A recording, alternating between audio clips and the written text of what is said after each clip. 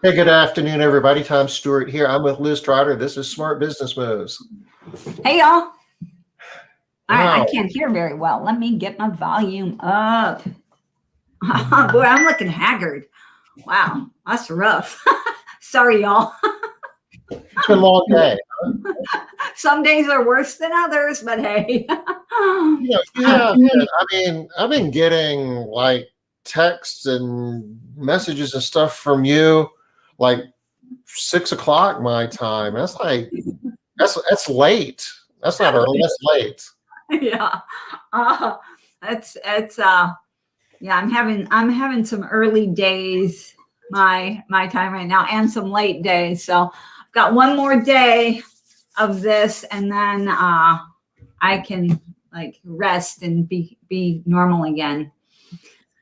So I have really something exciting happening though. My daughter and grandbaby are coming. I think I told you that yesterday, Tom. They're coming for I think 6 days. Yes, today's worse than yesterday, Robin. And I also had to go to the orthodontist in the middle of the day, and I had to still be live. It was like I had to, while I was at the orthodontist, I'm like, oh my gosh, this is horrible. So you were like live. You're doing some training this week, and you were like doing the training while you were at the orthodontist. And I had to get approval. Did you say live? Who approval from who? From the managers of the program, the coaches. Okay. I also had to get approval from my orthodontist. That's like internet and how can I do this? And because confidentiality and all that kind of stuff. So it was a huge thing. And you were like live streaming, camera on, the whole bit. Yeah. Luckily, it was just a quick appointment. Most of the time I was in my mask. Then it was like, take it off, do this stuff. I was like, put my head down.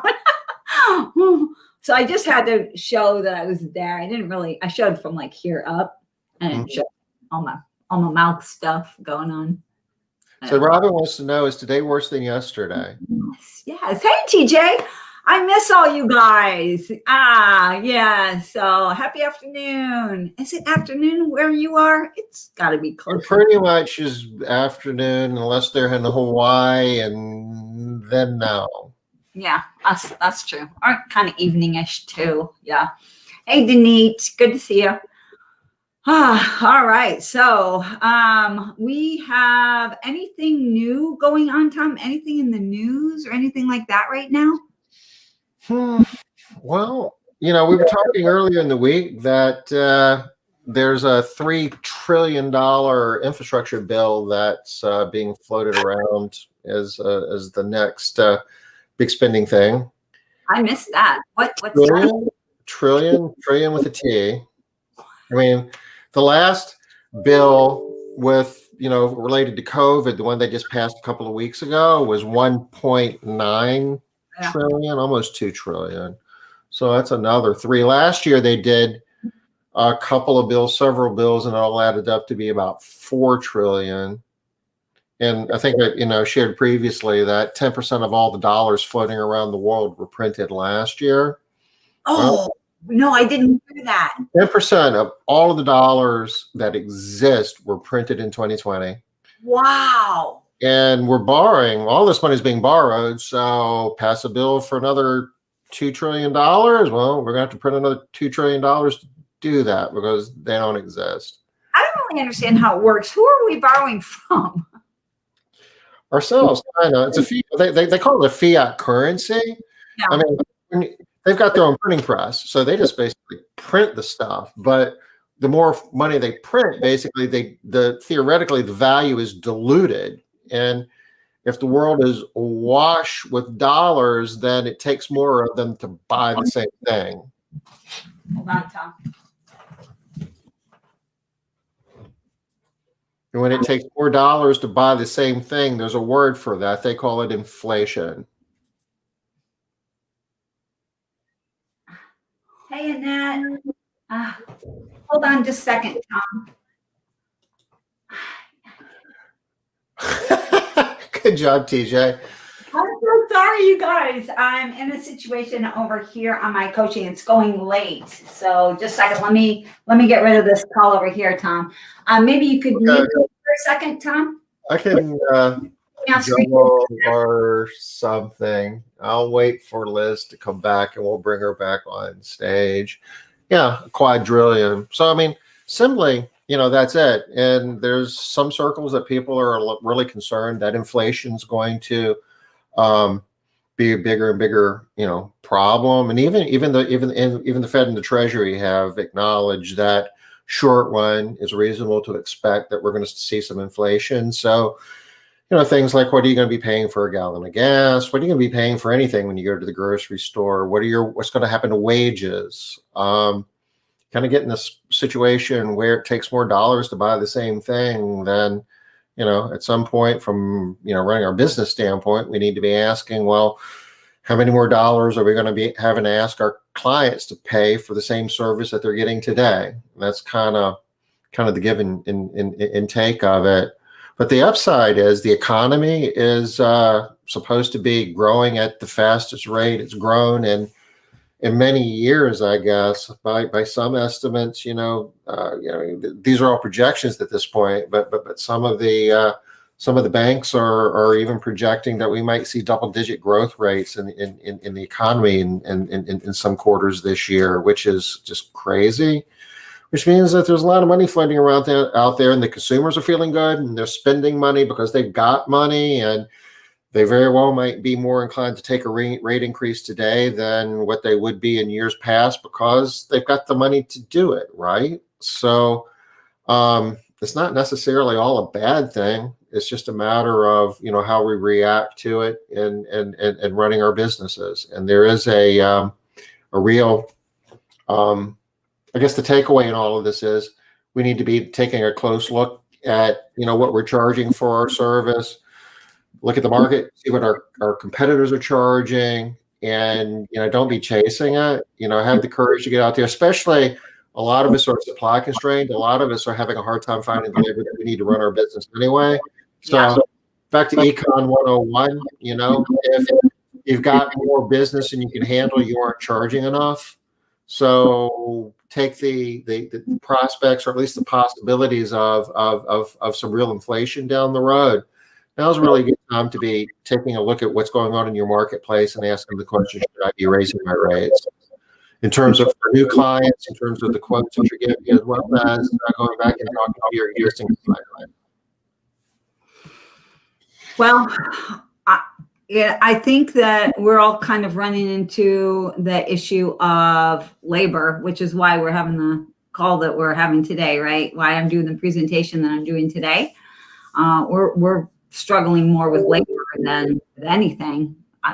Isn't that what you're seeing everywhere, Tom? Oh yeah, definitely, absolutely. Yeah, that's what I'm hearing too.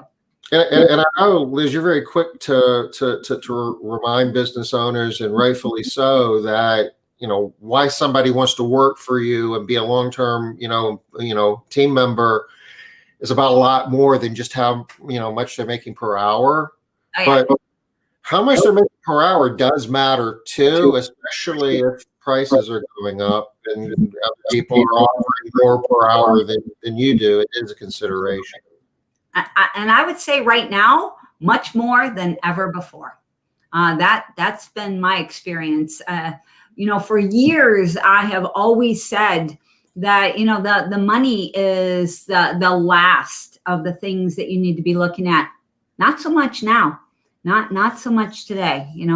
These times are different, and for a lot of different reasons. With the money free flowing, with there being how many trillions of dollars out there, people just sort of have this idea that, I should have more money. I deserve more money. I need more money. I should get more money. And it's been building since before COVID, when people were, really hitting that minimum wage and really thinking that we need to raise our federal minimum wage, and state minimum wages are all going up. Everybody's trying to hit that $15 mark. And so it started there. Well, I'm hearing some feedback. Tom, are you getting that? Is it bothering you? I'm not hearing it on my side, but when I talk, I hear it. Okay. Well, I only hear it when I talk. So how about you guys? Do you guys hear it when we both talk? Maybe either that or maybe, hopefully neither. Yeah, that'd be great if none of y'all hear it. So, the money consideration has been different. We've been priming our people to expect more money.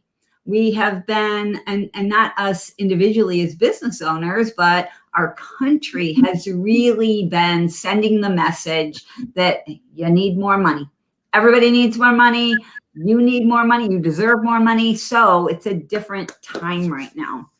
And actually, Tom, maybe we should go ahead and get started with the presentation today. Sure. And just talk about some of this stuff. So I have a modified presentation from our foundation stuff.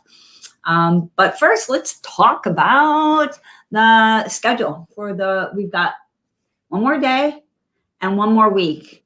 And I'm really excited about tomorrow, Tom. I told you a little bit about what's going on, right, with Tina? Yeah. We're calling it audible tomorrow. TJ says he's hearing a little bit of feedback on both sides. Do you have anything going on your side, Liz, where maybe you're getting sound from two places? I have so many things going on right now, Tom. Okay. Yeah. I have my speaker. Let me see about my microphone.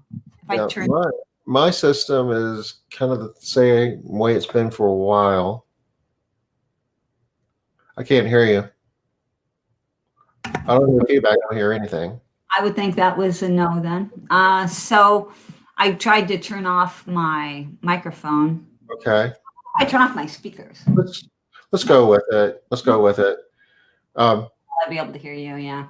Our plan for tomorrow was to do a Zoom call and to do a different game with a cleaning theme, but have participants, and we'd be streaming it. So if you didn't want to be on the Zoom call, you could still watch it, here on Facebook the way or YouTube the way you normally do.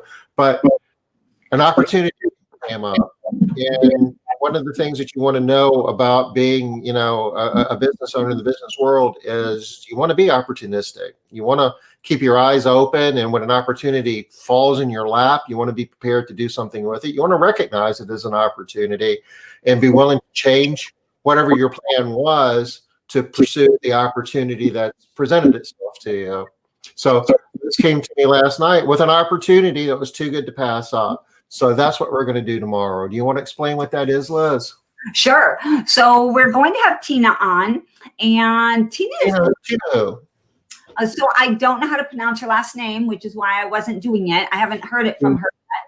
I'm going to say Petit Servi, but I have no idea if that's what it is, and we'll hear from her tomorrow exactly what it is. She's up. You can see her name hopefully on the screen there, and if you want to find her on Facebook. So that's why I really wanted it up there for y'all to be able to see, though. Whoops, goodness. Gotta get away. No, I'm just messed up my whole screen here, Tom. You're looking good on my side. I mean, in terms of the schedule for the week. All right. Well, I really wish it was looking good from my side, but I'll suffer through, I guess. Okay. So we're going to have Tina, and she's going to be talking about increasing your average ticket price, which, on the surface doesn't sound like anything all that exciting, but we're going to be talking about increasing your average ticket price by a material amount, anywhere from $30 to $50. And remember, what we're saying here is average ticket price. What are you seeing, Tom? Why are you laughing? No, I'm good. Nothing. Okay. I feel like I'm missing out on something really cool, but Okay. You just dropped your screen share. There. I'm good now. Can you see my screen? No. Okay. You turned it off. Share screen. Share screen. There you go. All right. Goodness gracious. Technology. Anybody shocked that Liz is struggling with technology? No. All right. So anyway, that's what we're doing tomorrow. We're going to have Tina on. She's going to tell us about a brand new strategy. You may have heard about a version of what she's going to share, but not in the way that she's going to be sharing it. And it's super exciting.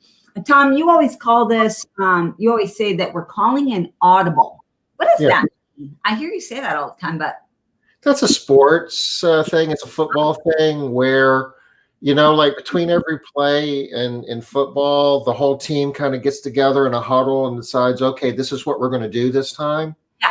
So they break the huddle and, they go up to the line and the center's getting ready to snap the ball and the quarterback looks around. And if the defense is doing something different than what they expected, he can call an audible right there at the line when he's like, calling his signals. He'll say something that tells all the other players, okay, we're not going to do what we just said we were going to do in the huddle. We're going to do something different. Basically changing our minds because of what we're seeing. On the fly. Yeah. Needed here. All right, cool. Well, I've always liked the term and I knew what it meant. I just never had an idea where it came from. That makes sense. All right. So that's what we're doing tomorrow. And then, of course, we're off on Friday. And then next week, we have Derek going to be on with Sales is a Teachable Skill. So he's going to be talking to us about, what does that mean? How do you teach it? Because a lot of times people think sales is you just have to find a good salesperson. And if they're not a good salesperson, they never can be a good salesperson. But he's going to show us how finding the right type of person is what matters. And then you can teach the skill. So I love that. And what are you going to be talking about, Tom? I'm going to be talking about high frequency recurring revenue. It's going to kind of tie into what Tina's going to be talking about tomorrow. I'm kind of excited. I'm excited for a lot of reasons to hear what she's going to be talking about. But the whole idea is to maximize the lifetime value out of every client. And this is going to be talking about, we're going to talk about the math behind it. We've done that before, but just kind of get everybody on the same page. And then talk about the strategies and tactics you can implement in your business to make it happen. All right, cool. And I'm wondering if your presentation is going to change between tomorrow. It might, right? And Tuesday. So I'm interested. Might have to call an audible. Yeah, another one. All right. I am going to be talking about controlling your quality standards. So everything is different right now. You guys know that. We're having to change up so many different things. But one of the things that we really want to be able to keep sort of steady for our customers is that we're meeting their expectations. What are they expecting from us and the quality that we've been delivering, and how are we going to continue delivering that? So that's what we're going to be talking about there. We also have on here that next week is National Cleaning Week, Tom. And I think that you found that somewhere, right? Yeah, Janice basically shared that with me. She's a wealth of, knowledge about things that a lot of us might not track. And she sent me an article. And actually, the origins were from ISSA. ISSA made an announcement that week is National Cleaning Week. Are you doing anything for National Cleaning Week? I should probably start thinking about that since it's going to be here before we know it. But I don't have any plans as of yet. I don't either, but I really love that both of our birthdays are in National Cleaning Week. Do you think maybe they planned it that way when they were like figuring out what week do we want to pick? I'm sure, of course. I think that's hysterical, Tom. Yeah, no, I don't think so. But I do like that our birthdays are both in National Cleaning Week. It seems apropos to me. Yeah, I have no plans. If anybody has any plans for National Cleaning Week, share them. I would love to know what you're doing. All right, so let's see. I think I can manage my PowerPoint now. Is that right? We'll see. Yeah, looks like it's up. All right, so we're going to be talking about improving recruitment to improve retention. Now, I'm talking about improving recruitment, but we're going to be talking about a lot of stuff that isn't just about recruiting. It's about this time frame, though. So I saw this quote I was doing a search for something, I don't even remember what, and this quote popped up for me from SHRM, and they were saying how recruiting is the top HR concern in 2021. And you know, I have never seen that from SHRM. Have you, Tom? Usually they're talking about culture, and it's more about that than recruiting. Yeah, I mean, it does say something for them to lead with that because, you know, I guess from an HR standpoint, the prevailing philosophy is if you are an excellent employer, you don't have recruiting problems because everybody wants to work for you and nobody ever leaves you. And, you know, it's if you have a recruiting problem, that's a symptom of other things. It's a Right. symptom of a bigger problem. That's always been the message, but not so much right now, y'all. They're saying that everybody is going to be struggling next or this year in 2021. I'm like, I believe it. For anybody that's in the cleaning business, we believe it, don't we? Denise, she's saying, I love to offer a special value pack for new recurring clients. Yep. Guess where you want to be tomorrow, Denise? Not like you're not always here anyway. But. Right. Yeah, you're going to hear a different spin on this. I mean, this is really unique, truly. Yeah.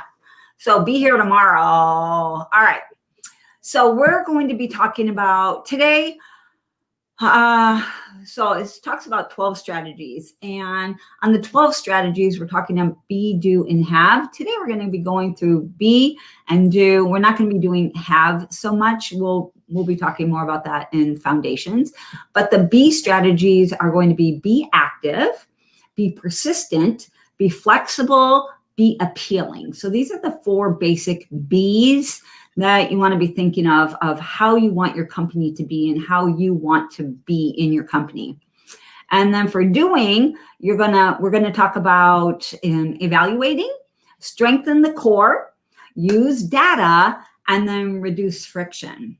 Those are the 8 items that we are going to talk about today. The other 4, though, are around things that you want to have, even though we're not going to be able to go into this today. You want to have strong branding. So I'm just going to give a quick explanation of what these 4 are, since we're not going to be going into them today. Have strong branding, know about your company, and make sure that the message that you're putting out about your company is very consistent and has a really strong message, and that it's all over the place. All right, so get that branding out there, and then have a good sales pitch. And a lot of times we don't think of sales pitch when we're thinking about recruiting. We're thinking about sales pitch when we're trying to bring on customers. But in 2021, you're going to need a sales pitch. You're going to be needing to sell your company and sell your job. And then another thing that you're really going to want to be focusing in on having in your company over this next at least short amount of time is diversity. Diversity is a big deal right now. And there is not a lot of tolerance out there for companies that aren't embracing diversity. So if you don't have a lot of diversity in your company, it's an opportunity for you to bring that in. And when I'm talking about diversity, I'm not only talking about, what am I trying to say here? I'm not just talking about nationality or race or gender, or I'm not talking about any one thing. I'm talking about all of the things. Have diversity in as many different areas and ways as you can. And then safety practices, I think this is kind of a given. We all understand why safety is going to continue to be important in 2021. All right. So you agree with these, Tom, even though we're not really going to chit chat about them too much today? Oh, absolutely. I mean, there's a lot of, safety is no brainer, and diversity just by the fact that it's part of your strategy, you're casting a bigger net, right? Absolutely. All right. So talking about being active, I said we were going to talk about be, do, and have, the things that you need to be right now. active. And when I'm talking about being active, it's really easy to fall into this place of just doing the same old thing that we've always done. And a lot of what you're seeing on here kind of looks like that too, right? Indeed, Google, Facebook, Craigslist. How is this being active? What's different here? But did you know that Indeed has a special functionality where you can go into Indeed and you can search out people's resumes? I mean, you know about this, Tom. You're the one that told me about it. Can you explain how it works a little bit? Yeah, you can search on keywords. So you can pick a geographic area and say, I want to find everybody who's got the word cleaning in their resume or made in their resume. And you can even search on multiple terms. Like if you're looking to hire a supervisor, you can look for something that has both the word cleaning and supervisor in it. And you'll be surprised that the number of people that will come back to you, they'll basically show you resumes, and it gives you the opportunity to reach out to them. It doesn't give you a lot of information about them. You can't call them directly, but you can reach out to them through Indeed and pitch them on, hey, we've got a position, looking at your resume, we think you're an awesome fit for it. I'd like to talk to you about it. And if they'll get notified through Indeed. And if they say, yeah, I want to know about it, then Indeed then gives us all their contact information. And you're kind of like a headhunter at that point. They're not actively, these are called passive candidates, that they aren't actively looking for a job or looking for a job with you, but they make themselves, they're out there. And if you can find them and sell them, we were talking about sell them on the idea that you've got a job that's better than the job that they have, then, arguably you're going to get the highest caliber of candidates that way. Yep. And flip that activity. So we are used to putting out an ad and then sitting and waiting for people to apply. But why? You don't have to wait. There are other things that you can do, that you can be active. You can go in and search out people. Now, in the past, we have said things like, you want to find people that are working. I think we talked about this with Derek earlier in the week too. You want to be hiring people that already have jobs, right? Trying to get them from jobs and having them, of course, give their notice and then bringing them on. But nowadays, we are going to be finding more people who don't have jobs just because unemployment is so high. And there are so many people now without jobs. So the old thinking of the 2020 thinking of hire people with jobs is different in 2021. So it's just the first thing that you're going to notice. All right, the next thing about being active is, have you guys heard of Google for Jobs? So there is, just like Google search, there's Google for Jobs. Google it, y'all. You can go and you can Google how to find people for jobs. It's amazing. If you don't know about it, Tom's out there right now. He's like, what? So Google for Jobs, it's a thing. Go out there and get active. All right, Facebook. When we're talking about marketing on Facebook, a lot of times people say this to me. Well, I don't really get anything from Facebook. I put an ad out there and, I don't get anything. Or I hear, I can't stand any of the people that I get from Facebook. I get a ton of people coming in from my ad, but nobody I want to hire. All right. So first off, the first thing is, don't just put an ad in. That's not the only thing that there is to do in Facebook. Think about groups. What are some of the different groups that you can go and find? First, there are a ton of groups that are looking to connect you with people. Search for jobs in my area, jobs, whatever your city is, jobs Olympia, like for me. Search for that. What other people are looking for jobs? How about students? Look for the group of your local community college, right? in my area, South Puget Sound group. They have groups, people that are looking for jobs there, and people that go to that school and they're interested in talking about stuff having to do with school. So look for other ways to use Facebook.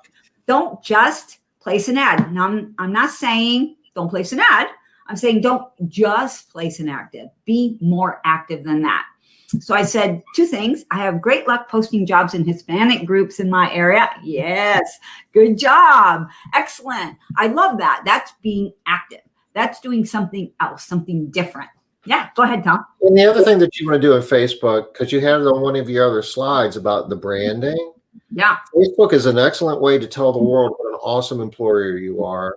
absolutely. So if you've got posts showing your team members having a great time, and this gets back to the whole passive candidate thing, where somebody's going through Facebook, and a lot of times it's not a matter of getting them to respond to a direct ad. It's a matter of, wow, they look like they're having an awesome time over there at American Made. I think I would have more fun there than I would in my current job, and they will actually seek you out. Yeah, so take those opportunities to do something. Think about what you can do and not what you can't do, and not what doesn't work and what won't work. Think about what might work. What can you do that's different? So I said there were two things. One was go to groups, look for something different. Also, don't get stuck in your thinking, whatever it was, that ads don't work, I never get anything. Stop that thinking. Or I don't get anybody good from Facebook. Stop that thinking too, because what was true in 2020 may not be true in 2021. At least check. Go and do something and see if it is true. All right, same thing with Craigslist. Did you have something, Tom? Yeah, and the other part of that thought is, and what works and what doesn't work. We got to make sure that we understand our expectations from a quantified standpoint, a math standpoint. You run a campaign, and maybe you've got 9 candidates and only 2 are qualified, and you would say, well, boy, that sucked, that didn't work.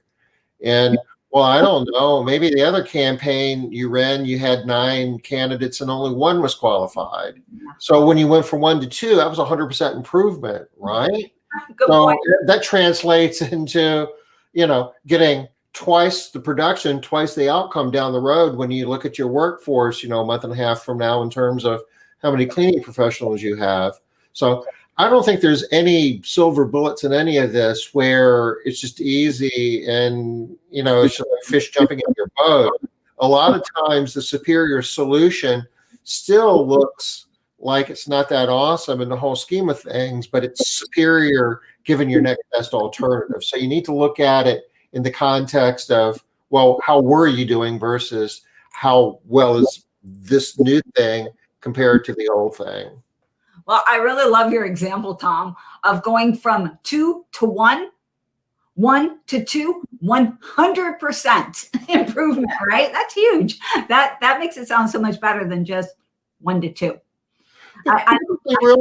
Typically, we're only looking to fill a couple positions, and we're killing ourselves doing it. Mm-hmm. So it's not like you're having to replace your whole workforce. You're trying to fill a couple positions, but you're burning a ton of calories. So that marginal improvement, it doesn't look like much, but basically you've cut your work in half if you're able to go from 1 to 2. Absolutely. And I love, do you see this post that Rochelle puts on here? This is a great example of being active. She saw a girl in a mom group about trouble in her marriage, working nights as a waitress. She reached out to her. She's got an interview. Bam. All right, that's being active.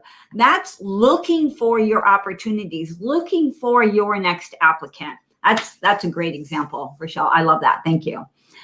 So look at new places for you. Now, none of these places are new. ZipRecruiter, it's not new. LinkedIn, it's not new. And after you hire that girl, you get her to do a testimonial for you, a video explaining how your cleaning company saved her marriage, and then you can put that on Facebook. Oh my gosh, that's even better. That's genius, Tom. Yeah, that's great, Rochelle. You heard that, right? Get a video. I love that. All right, so look for new. Yeah, I love that idea. I'm like, when you make that video, make one for me. Just, yeah, we'll send you like a list of like 20 cleaning companies and just have her. Send it out to everybody. We'll send you everybody's shirts. All right. So new places. Think of the old solutions can be new again. So ZipRecruiter, LinkedIn, local. What can you do locally? Are there networking groups that you can talk to? How about the chamber? Any classes that you're taking? Who else can you reach out to locally? All right. If you have any questions, y'all, put them in the chat here, and we'll do our best to hit them. Okay, the next thing is be persistent. So one of the things that we are not good at is, and when I say we, I'm sort of talking in the general we. I hear this all the time, is that we're like, well, she didn't follow up. This person didn't show up. Well, hit her again. Hit her up again. Who knows what happened? I don't know. Right now, we can't afford to be complacent, y'all. We need to be persistent. So when I'm talking about frequency, put recruiting on your schedule. Put it on at least daily. It needs to be on someone's schedule daily. And if you have somebody who does recruiting, needs to be on more than daily. They need to be following up with people on a regular, consistent basis. Keep on going. And when you say follow up, I think we initially think about that as, well, I've got a candidate here and I can't get them to answer an email or a text or a phone call, right? Yep. Okay. So that's one way of following up. Yep. But even after you contact that candidate, and even after you do a phone interview, and after you come to the conclusion that, yeah, I really want to hire this person, I don't know, maybe at that point you want to do a second interview, maybe you want to do an in-person interview or like a Zoom call or something.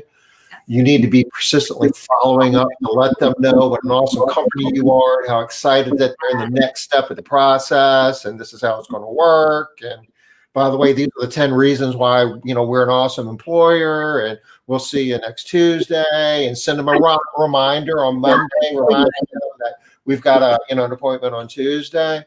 Keep following up, and if their first start date is the following Monday, be following up with them. Great. Welcome to the team. We're so excited. Your first day is Monday. Remind them Sunday night that their first day is Monday. Yes. So what you heard from Tom is no matter what, he just keeps going, right? You need to do the same thing. Keep going. Keep hitting these people with messages from your company to the point where they can't not show up. It feels too uncomfortable to not show up, to not be there for you. So more, follow up, and then follow up again. And if the person falls through your cracks for whatever reason, don't just eliminate them from your list. In 2021, we can't afford to be eliminating people from our lists entirely. We need to hold on to them. We might still never get them, but we can't really afford to just mark people off. Okay. The next thing is be flexible. Wow. Sometimes I think cleaning business owners are some of the least flexible companies and owners that I've ever seen. We just sort of get in this mindset and we get into this rut of this is the way it is. I heard from this very successful person that this is what they do, and so that's what I have to do. No, y'all. All the rules out the window. Remember, SHRM says number one challenge in 2021 is going to be recruiting. You need to be flexible. So if you're not doing Zoom calls, start, or at least think about starting. Can you? And if you're like, I can't, I don't know how, it's too hard, I won't be able to connect, find somebody who's doing Zoom calls and find out how they're making it work. Learn from them and maybe do Zoom calls. Do you have to do all of this stuff? No, absolutely not. But what can you do? Again, back to the message of what can you do? How can you do something more? How about if you're doing Zoom calls, you've been doing them maybe since last March, right? Maybe you want to switch. Maybe you want to switch to in-person interviews now. All right, maybe try something new. Again, be flexible. How about group interviews? Have you ever done group interviews? You're like, I have no idea how that would work. I don't know how. Find somebody who's doing them. There are 4 million Facebook groups out there, y'all. Hit up one of the cleaning Facebook groups and ask them, anybody do group interviews? How do you do it? How does it work? And don't listen to the people that say, oh no, they never work. I've tried it. It doesn't work. Listen to the people that say it does. And how do they make it work? Can I say something about things that don't work? Yes, please. There's 2 parts to things that don't work. One part is, the idea, the concept, and the other part is the execution. And a lot of times we confuse the two, that we didn't get the result we were looking for. That doesn't mean it's not an awesome idea. Maybe it was an awesome idea that just wasn't executed very well. Yeah, absolutely. I'm not sure that I want to say most of the time because I don't have any kind of data around that. But in my world, when I'm not getting the results that I want, the majority of the time it's my mindset that's a little wonky. I've already decided it's not going to work. It's going to be hard. I don't know how, blah, blah, blah. Or sometimes you're just, busy, you're distracted, you don't have the right person on. I mean, there's a long list of reasons why the execution could go sideways. You really just didn't do the preparation work to make it work. You didn't try hard enough. You didn't try hard enough. Your persistence wasn't there. Absolutely. I would agree with that. All right. So how about open interview days? I know a lot of people that have or I know some people that have a lot of success doing this. Every Tuesday and Wednesday are open interviews from 9 o'clock to noon. Show up, we'll interview you on that day. Sometimes they don't. Yep. Same, TJ. I'm with you right there. If it doesn't work for you, great. Pick something else. How about be flexible with your requirements? If you have always had these 6 requirements, can you modify them? Can you get away with only 5 or 4 or 3 or 2 or 1? Do you need all of those requirements? Be flexible with your requirements. One of the places that you can be flexible is looking for people that have worked in restaurants. In the past, a lot of people have said that's not a good industry. They're so used to making so much money in tips that they're not happy in our jobs. But right now, those people don't have jobs. A lot of those people don't have jobs at all. And they would be happy to have a job. And hey, y'all, we do get tips. And actually, if you're with Made Central, you have it easy, have it set up so that the tips are coming in fast and furious. So, did you have something? It is funny that the requirements do, or at least they should change over time because, the business environment and just, the expectations of your clients and the expectations of your workforce, just everything changes over time. So Absolutely. I don't know, maybe even on an annual basis, you'd probably be well served to, or at any time when you're having a hard time finding the cleaning professionals you need, is to say, am I ruling out people that shouldn't be disqualified? So Tom is speaking to a little secret here. Yes, 2021 is more of a challenge, but this deck is not significantly different than it was in 2019, 18, 17, because we always need to be doing our best in this area, because even if we're fully staffed, we need better people. We need to be looking for options. We need to be able to staff quickly if we get a lot of jobs, hopefully. Lots of work's coming in. So there are some things that are a little bit different, obviously, but there are some things that are very similar to how they've always been in the past. All right. How about being flexible around hours and days? If you're one of those people that's thinking, I can only have full-time people Monday through Friday. I need people that are willing to be on the schedule for 40 hours a week. Other people are making it work other ways. Some people are able to make it work with employees that only work 3 days a week. They have kids that are in school, or they have their own schooling or whatever, or they have found ways to have people working half days. Could you do that? I bet you could. I'm not smarter than you. And if I can do it, you can do it. How about care.com? Have you ever looked at care.com? Some of those people and those types of places, a lot of times independent contractors will advertise that they're looking for work on care.com, but they're not finding the jobs, y'all. And if they're advertising for $15 an hour on care.com, they'll probably work for you. Why wouldn't they work for you? You're going to be able to fill their schedule. They're actually going to have work. They're not going to be independent contractors, probably. Again, that's your business, how you decide to handle that. But they might come work for you as employees or independent contractors too, depending on what you do. How about be flexible around, if you've always had teams, can you do solos? If you've always been solos, can you do teams? How can you, the whole point of this slide is, what can you do? Not what can't you do? What haven't you done? What can you do? Did you have something, Tom? Yeah, they just call that, increasing the size of the consideration set, giving yourself more options. There's some people that, they might not drive, but so they can't be a solo. But if you do teams, then even if you do a completely solo model, you might be able to pair that person up with one of your solos. They can clean twice as many homes during the day. Yeah, or maybe even more. And likewise, yeah, and there's some people that just, want to do solos. It's a lifestyle thing. They just want to get out of bed in the morning, get their kids off to school, go clean a couple homes, and be home before the bus shows up. Yeah. A lot of them are working as independent contractors and would love the opportunity to have some employer take care of, some of the expenses and the hassles of doing the taxes and all of that. And or vice versa. I mean, there's just so many different people out there with so many different tastes and preferences and interests. The more flexible you can be, and the more people that you can accommodate in your business to make them a cleaning professional and have them clean homes for you, the more homes you're going to get cleaned. Absolutely. Absolutely. All right. So this next slide here, I think this is our last B slide, and this is be appealing. I see a lot of times people are, the first picture of themselves that they put out is how hard it is. This job is really hard. We expect all of these things from you.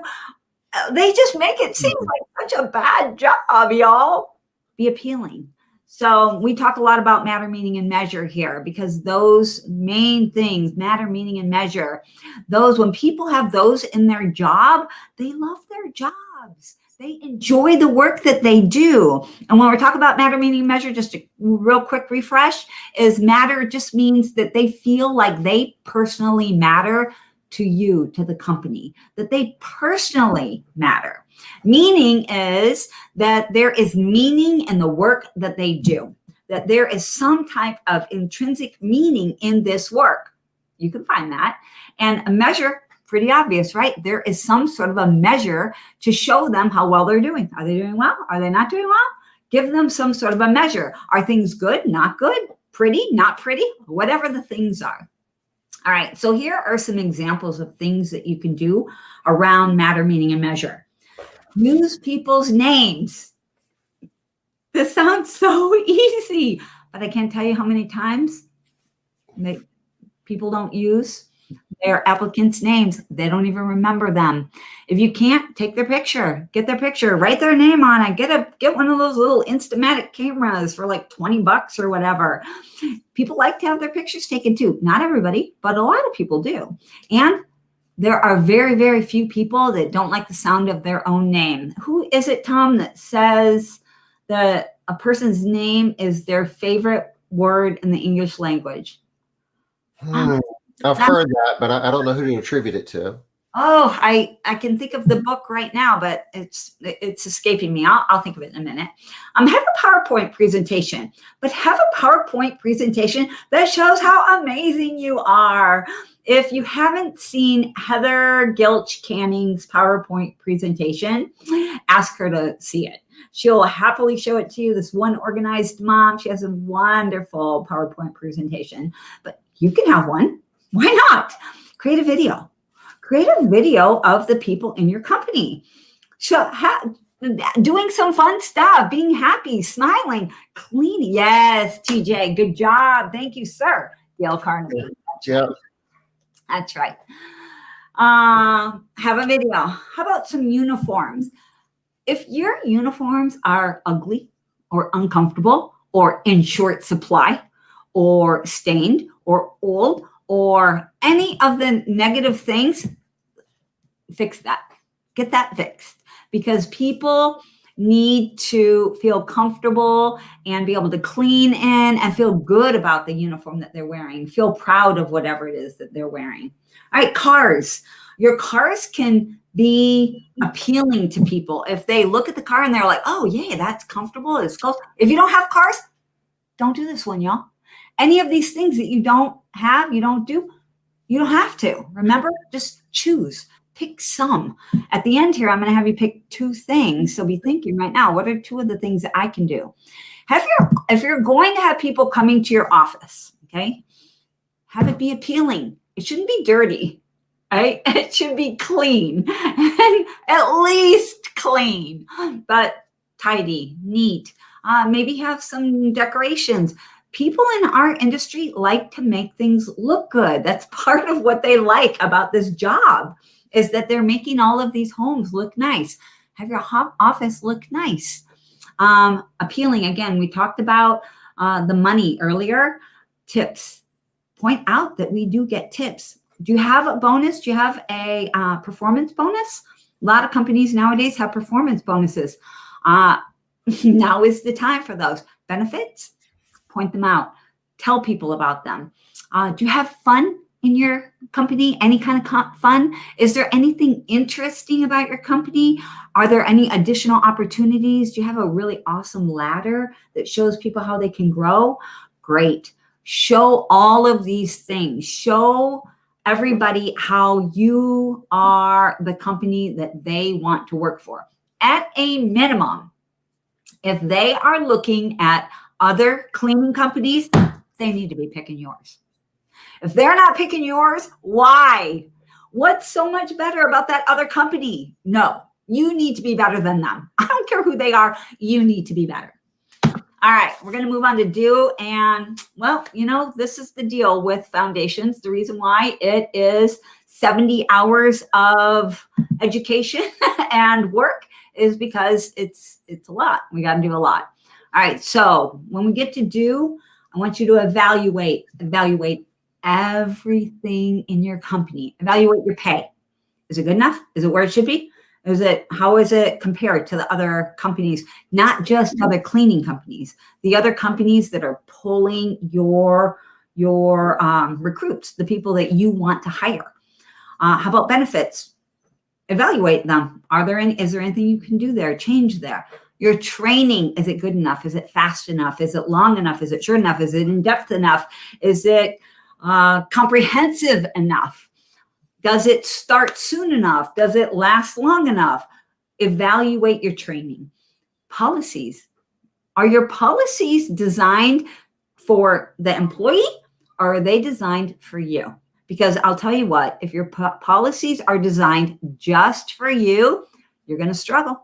You're going to struggle. You can have your policies written in a way that they protect you, but also are good for the employee, where the employee sees that as, yes, I love that policy. That's great. That's a helpful policy.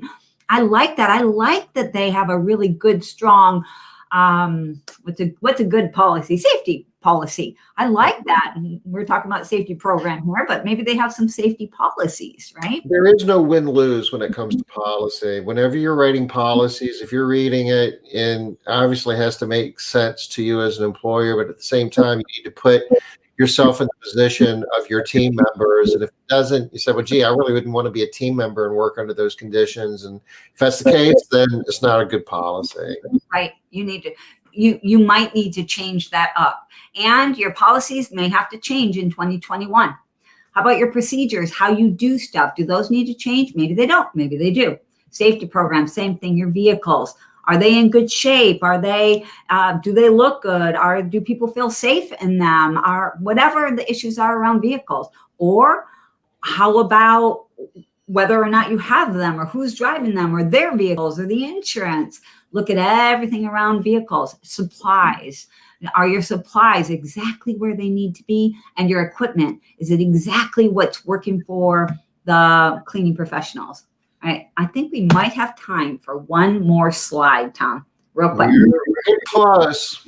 Real close. I'm going to be quick. Strengthen the core, y'all. So the core is the people in your company that are helping you be strong.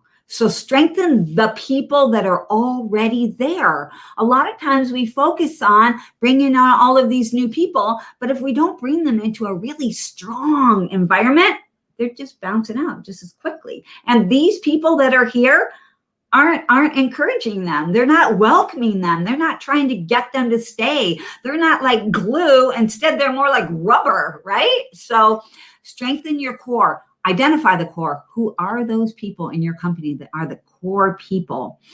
Walk around your company. Find out what people are saying. Survey them. Find out what they think, what they know, what they care about in your company. Build relationships amongst the people in your company. And then not all changes have to be large, y'all. Small changes make a big difference too. So I know that we are really out of time here, Tom, but I just really wanted to hit this real quick. I'm going to go down. Last slide, I think. This one. This one. Y'all, two things. What are two things that you can do in your business to improve your recruiting strategies? What are just two things? Believe it or not, two things can make a huge difference. Remember I said they don't have to be big? Little things. And you don't have to, you don't have to do everything. You can't do everything, but you have to do something. Yes. In 2021, we all have to do something. All right. Whew. I was speeding through there at the end, Tom. Is there anything that we want to say last minute? Anybody have any questions? Anybody want to share what they're going to do, what they're going to change, how they're going to make an improvement? Anybody? All right. Okay, well, we're top of the hour. We'll be back tomorrow. We're going to have a special guest. We're going to learn, we've been doing this for a while, Liz, and rarely do we hear something that I would say is innovative, something that we've, it's like, well, I've heard that before. Somebody else does that. We did that 5 years ago, 20 years ago. This is unique. This is unique. This is new. Unprecedented. I am too. So y'all need to be here tomorrow. All right. Thanks. Okay, guys. See you tomorrow. Bye-bye.